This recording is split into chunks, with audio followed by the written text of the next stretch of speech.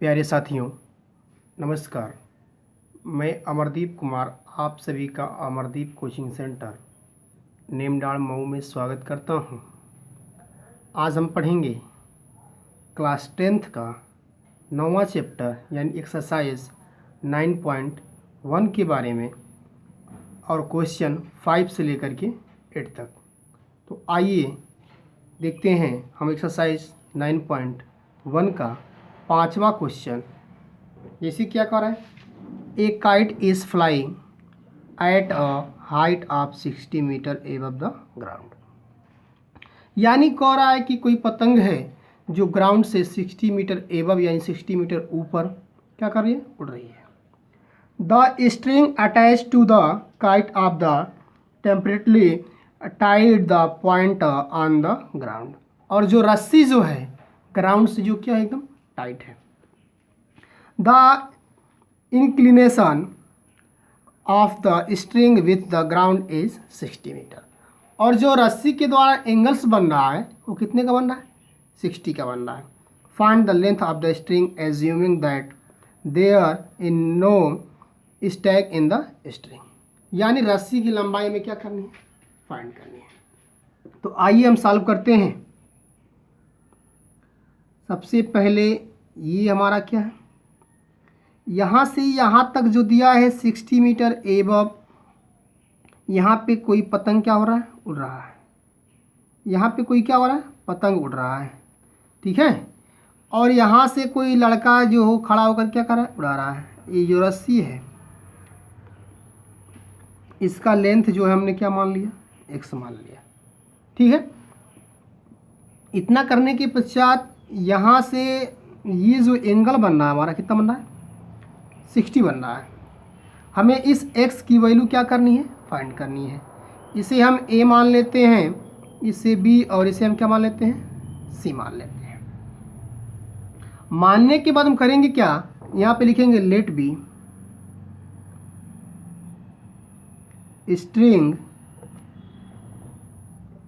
Is x metre, ठीक है। इसका स्ट्रिंग की जो लेंथ थी कितना थी, x मीटर है। अब हमें सॉल्व करके x की वैल्यू फाइंड करनी है। तो ध्यान से देखिए, लिखेंगे इन ट्रेंगल ए बी सी। जब ट्रेंगल ए बी सी हम ले लेंगे तो अब देखिए यहाँ पे लगाएंगे हम साइन 60 यानी साइन थीटा इक्वल क्या होता है, परपेंडिकुलर अपान के हाइपोटेनियस। इसमें परपेंडिकुलर कितना था, 60 मीटर था, हाइपोटेनियस कितना था, x था। इतना के पश्चात हम क्या करेंगे, इसमें साइन 60 की वैल्यू रूट में 3/2 इक्वल 60/x। जब इससे इसको काट देंगे तो ये आ जाएगा 20√3। अब क्रॉस मल्टीप्लाई हो जाएगा यानी x इक्वल 20×2 √3। यानी हम कह सकते हैं स्ट्रिंग की जो लेंथ थी कितना आएगी, 40√3 मीटर। अब क्वेश्चन नंबर 5 के बाद हम देखेंगे क्वेश्चन नंबर 6 को। तो आइए देखते हैं क्वेश्चन नंबर 6। कह रहा है a 1.5 metre tall boy in the standing at the some distance from the 30 metre tall building. कह रहा है कि एक 1.5 मीटर लंबा लड़का जो एक 30 मीटर लंबी बिल्डिंग के कुछ दूरी पर क्या है, खड़ा है। The angle of the elevation from the his eyes to the top of the building increase from 30 to 60 as he walks toward the building. Find the distance he walked toward the building. हमें ये find करना है कि वो लड़का starting point से वहाँ कितना डिस्टेंस क्या किया है, कवर किया है और चल करके गया है। तो ये हमारी हो गई, क्या हो गई, बिल्डिंग हो गई। इसका दिया है 30 मीटर। इससे कुछ डिस्टेंस पे लड़का यहाँ पे क्या है, 1.5 मीटर जो लंबा लड़का है क्या है, खड़ा है। अब यहाँ से इसका जो एंगल बन रहा है कितना बन रहा है, ये जो एंगल बन रहा है 30 बन रहा है। लड़का जब यहाँ खड़ा था, अब यहाँ से अब यहाँ आ जाएगा, यहाँ आ जाएगा तो इसका एंगल कितना बन रहा है, 60 बन रहा है। इसका हम नामकरण कर देते हैं A B C D E और क्या कर देते हैं, F कर देते हैं। अब ध्यान से देखिए और यहाँ पे जी कर देते हैं। अब यहाँ पे देखिए जो AC जो होगा इसके क्या होगा, हमारे इक्वल होगा। क्लियर है? तो इस पूरे को हम मान लेते हैं, नहीं यहाँ से यहाँ तक मानते हैं, यहाँ से यहाँ तक हमने क्या मान लिया, x मान लिया। अब हमें क्या करना होगा, सॉल्व करना होगा। तो सॉल्व करने के लिए हम क्या करेंगे, ध्यान से देखिए। पहले हम लेते हैं इस ट्रेंगल, बड़े वाले ट्रेंगल को, या हम इसकी पहले डिस्टेंस फाइंड कर लें। यानी ED इक्वल हम लिख सकते हैं CE माइनस CD या चाहे DC। अब E और D, यहाँ से यहाँ तक का distance ED equal CE, C और E का था 30। अब ध्यान दीजिए यहाँ से यहाँ तक था हमारा 1.5, यानी हम कह सकते हैं कि ED जो निकल गया 28.5, यानी ED को हम क्या लिख सकते हैं, ED को लिख सकते हैं हम 57/2, यानी जो हमारा E और D निकल गया 57/2। अब हम इस ट्रेंगल को लेकर के क्या करेंगे, सॉल्व करेंगे। तो आइए लेते हैं इन ट्रेंगल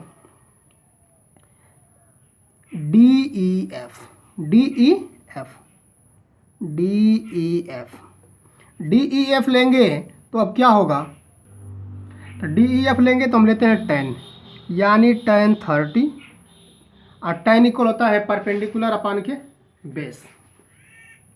परपेंडिकुलर इसमें क्या हो जाएगा, ED, और बेस क्या हो जाएगा, FD। अब tan 30 की वैल्यू देखिए, tan 30 की वैल्यू 1/√3 इक्वल 57/2 FD। अब क्रॉस मल्टीप्लाई करा देंगे, यानी FD इक्वल हो जाएगा 57√3/2। इसे हम इक्वेशन क्या मान लेते हैं, फर्स्ट। इक्वेशन फर्स्ट मानने के बाद हम करेंगे क्या, अब इस ट्रेंगल को लेंगे, छोटे वाले ट्रेंगल को लेते हैं, यानी हम लिखेंगे इन ट्रेंगल DEG। इसमें भी हम क्या लेंगे, tan 60, tan equal perpendicular upon के बेस। परपेंडिकुलर इसमें क्या हो जाएगा, ED, और बेस क्या हो जाएगा GD। अब यहाँ पे हम क्या करेंगे, वैल्यू फाइंड करेंगे। तो यहाँ पे tan 60 की वैल्यू और √3, ED, E और D 57/2 और GD। अब क्रॉस मल्टीप्लाई करा देंगे, यानी GD इक्वल हो जाएगा, कितना हो जाएगा अब यहाँ पे 57/2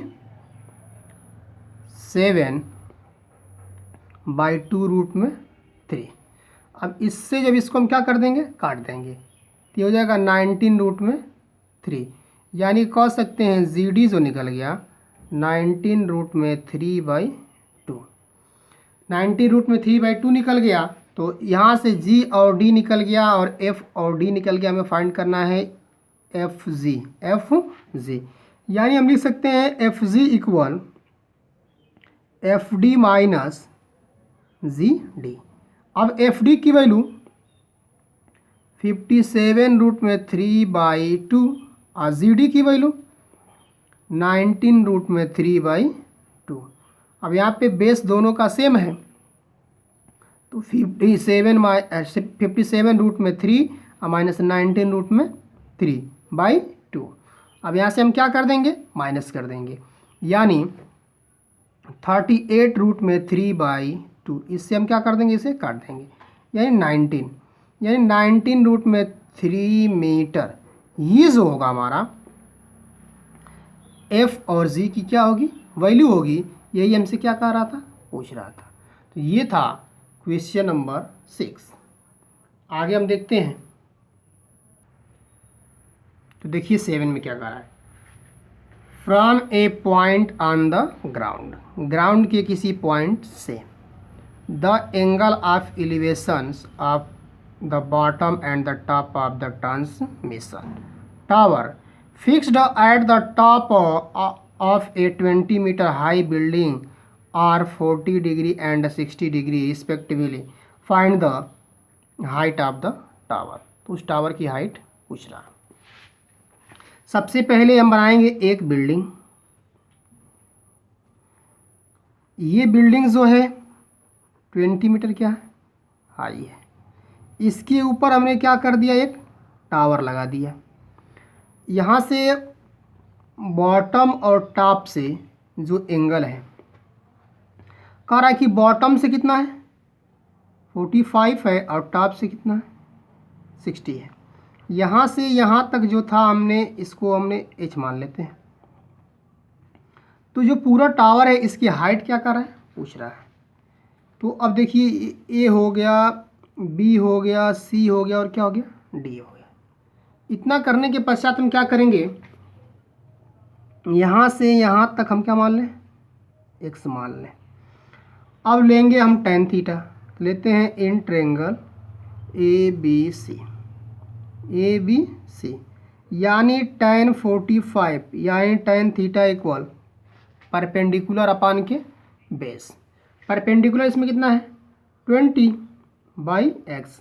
अब यहाँ पे 45 की वैल्यू 1 और 20/x यानी x इक्वल 20, यानी यहाँ से यहाँ तक हमारा कितना मिल गया 20 मिल गया। अब लेते हैं in triangle A B D. अब यहाँ पे हो जाएगा tan 60 यानी tan theta equal perpendicular upon के बेस। परपेंडिकुलर यहाँ पे कितना हो जाएगा 20 + h हो जाएगा, 20 +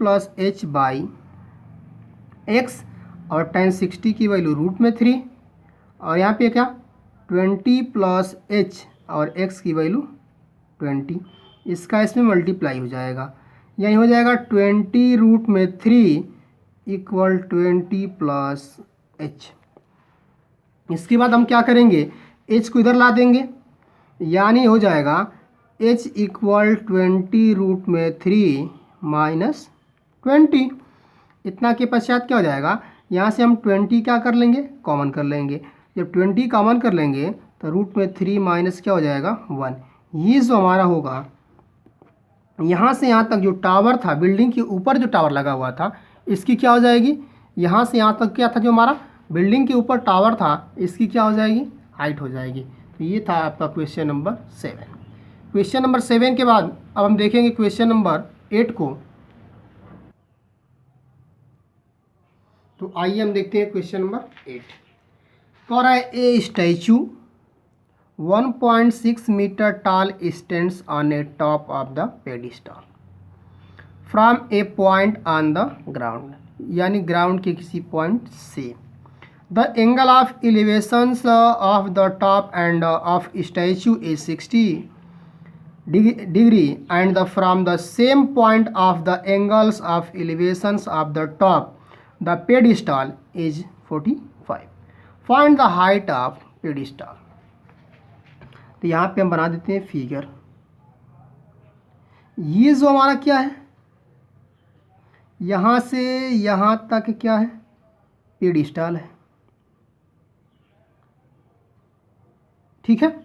यहाँ पे हमारा क्या लगा हुआ है, स्टैचू लगा हुआ है 1.6 मीटर का, और यहाँ से ये जो हमारा एंगल बन रहा है, यहाँ पे हम लिख देते हैं लेट बी हाइट ऑफ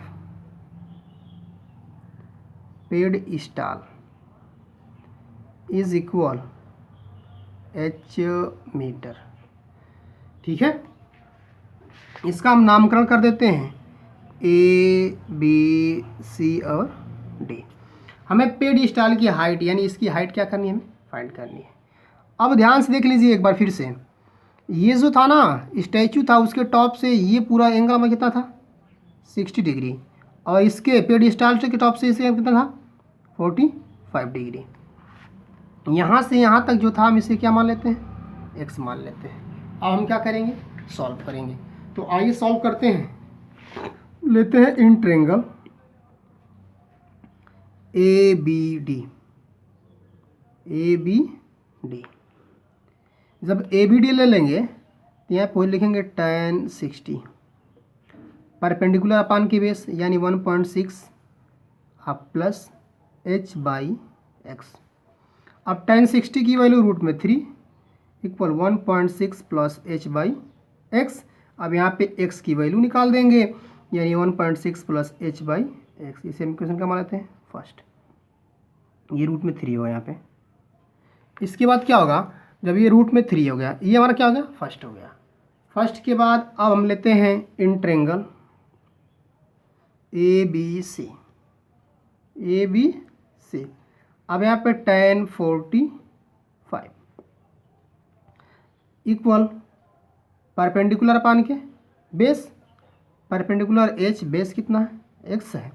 यहाँ पे क्या हो जाएगा, 45 की वैल्यू 1 यानी h/x यानी x इक्वल कितना हो जाएगा, h। ये क्या हो गया हमारा सेकेंड। अब किसी भी इक्वेशन के दो साइड जब एक साइड जब क्या होती हैं, इक्वल होती हैं, तो सेकेंड साइड ऑटोमेटिक क्या हो जाएगा, इक्वल हो जाएगा। यहाँ पे हम लिखेंगे from equation first and second यानी 1.6 प्लस h/√3 इक्वल h। इसका भी इसमें मल्टीप्लाई यानी 1.6 प्लस h इक्वल हो जाएगा h√3 यानी 1 या इसको लिख सकते हैं h माइनस h√3। अब इधर क्या आ जाएगा, ये माइनस हो जाएगा 1.6 यानी यहाँ से जब माइनस कॉमन कर देंगे तो h√3 माइनस h इक्वल हो जाएगा 1.6। h कॉमन कर लीजिए तो √3 माइनस 1 इक्वल 1.6 यानी h इक्वल 1.6/√3 माइनस 1। यहाँ से मन करे तो आप रेशनलाइज भी कर सकते हैं या इतना पे भी क्या कर सकते हैं, आप छोड़ सकते हैं। तो ये था क्वेश्चन नंबर 8 का कंप्लीट सॉल्यूशन, यानी एक्सरसाइज 9.1 का क्वेश्चन नंबर 5 से लेकर क्वेश्चन नंबर 8 तक। अगर आपको वीडियो अच्छी लगी हो तो लाइक कीजिए, शेयर कीजिए, सब्सक्राइब कीजिए। धन्यवाद।